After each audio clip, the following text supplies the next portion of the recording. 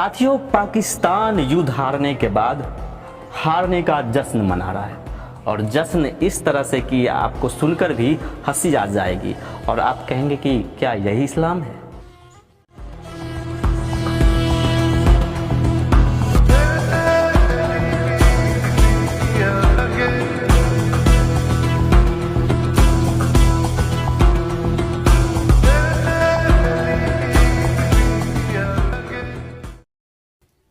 मैं बताता हूँ। एक मौलाना है तारिक जमील, इसने बयान दिया है कि जो हमारे सैनिक हैं जो थक गए हैं, युद्ध में थक कर आए हैं, वहाँ के लोगों को चाहिए कि अपनी बच्चियों को उनके पास भेजें। और यह मौलाना तारिक जमील एक प्रसिद्ध इस्लाम का जानकार जो कि तबलीगी जमात से भी जुड़ा हुआ है। तबलीगी जमात कहिए कि वो है जो इस्लाम के सिद्धांतों को और उनकी परंपराओं को, जो इस्लाम की परंपराएं हैं, उनको वापस कैसे लाया जाए उस पर काम करता है। क्या यही परंपरा ये मौलाना वापस लाना चाहता है? और प्रश्न इस तबलीगी जमात पर भी उठेगा क्योंकि यह भारत से ही शुरू हुआ था और दुनिया भर में फैला। तबलीगी जमात में क्या ऐसी ही शिक्षा दी जाती है कि कोई सैनिक जब थक जाए, इस्लाम में, इस्लाम का कोई योद्धा या जिहादी या लड़ाका थक जाए तो वहाँ की बच्चियों को उनके आराम फरमाने के लिए भेज दिया जाए? क्या यही इस्लाम है? मैं पूछना चाहता हूँ क्योंकि ये मौलाना तबलीगी जमात से भी जुड़ा हुआ है। क्या यही शिक्षा है? और एक और बात मैं बताता हूँ। एक ईरान का अयतुल्ला खुमैनी करके एक मौलाना है और अच्छा राजनीतिज्ञ भी है, इसने भी इसी तरह का एक बयान दिया था जो मैं आगे बताऊंगा आपको।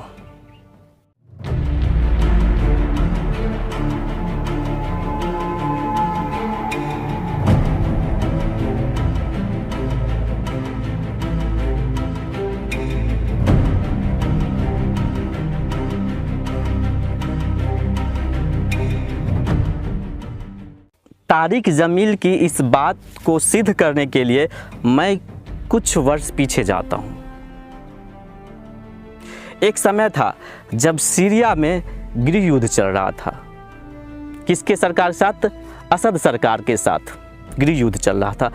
तब ट्यूनीशिया के गृह मंत्री का एक बयान आया था जो कि नेशनल असेंबली में दिया था। उसने कहा था कि ट्यूनीशिया से महिलाएं जाती हैं सीरिया और वहाँ के जो लड़ाका हैं, विद्रोही लड़ाका हैं, जिहादी हैं, उनको खुश करती है, उनसे संबंध बनाती है क्योंकि वह और बेहतर रूप से युद्ध को लड़ सके, असद सरकार के विरुद्ध लड़ सके। और ट्यूनीशिया में मस्जिदों में भी इस बात का ऐलान किया गया कि आप जाइए, उनका साथ दीजिए, जिसका नाम था जिहाद अल निकाह। महिलाएं जाती थी वहाँ 10, 20, 30, 100 लड़ाका के साथ संबंध बनाती थी और गर्भवती होकर वापस ट्यूनीशिया लौटती थी।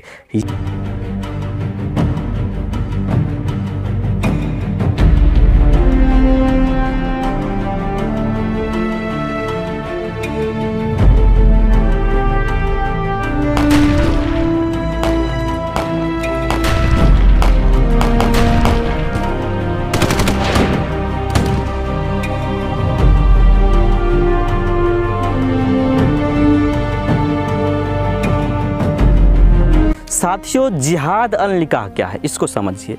जिहाद अल निकाह वह है कि इस्लाम के लिए, जिहाद के लिए लड़ रहा है कोई लड़ाका या मुजाहिद, अगर वह घर से दूर होकर युद्ध लड़ रहा है और ना खुश है तो उसके लिए जिहाद अल निकाह का यूज़ किया जाता है, इस्तेमाल किया जाता है कि वह खुशी खुशी युद्ध लड़ सके। महिलाएं जाएंगी, जिहाद में उनका साथ देंगी। ये है जिहाद अल निकाह। अब साथियों, मैं आता हूँ, जो संस्थापक है, इस्लामिक विद्वान है, जो वहाँ के बेहतरीन नेताओं में माने जाते हैं, अयतुल्ला खुमैनी, जो इस्लाम के अच्छे जानकार हैं।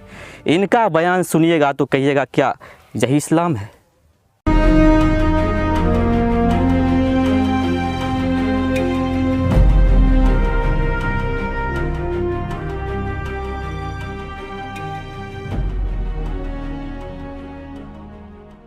आयतुल्लाह खुमैनी का न्यूज़ में कुछ बयान छपा था, वो मैं आपको पढ़ के सुनाता हूँ।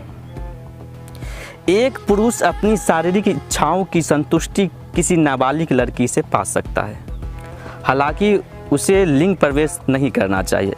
इस्लामी कानून के तहत एक नवजात शिशु के साथ वासनापूर्ण स्पर्श जायज़ है। अगर पुरुष लिंग प्रवेश कराता है और उससे लड़की को कोई नुकसान पहुंचता है तो उस लड़की के पूरे जीवन भर का खर्च उठाना पड़ेगा।